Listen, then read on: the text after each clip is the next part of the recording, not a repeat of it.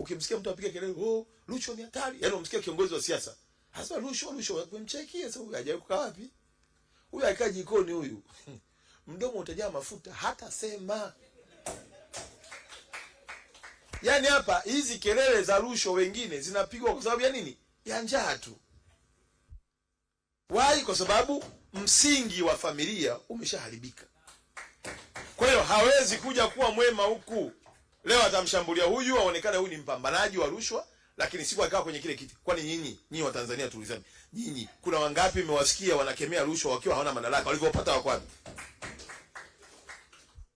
Si mnajua kabisa kwamba fulani ukianza kuhesabu hivi sio akiingiaga pale unakuaje? Sio anakuaje?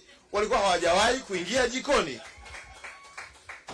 Sasa hawa tuliwaacha huku kwenye misingi ya kuwafundisha katika dini, tuliwaacha.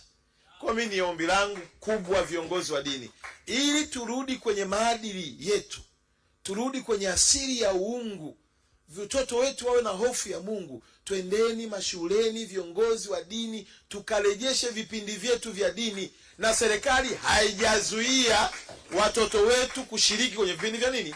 Vya dini. Ndugu zangu, eneo la tatu, wasanii, watu mashuhuri, wabunifu,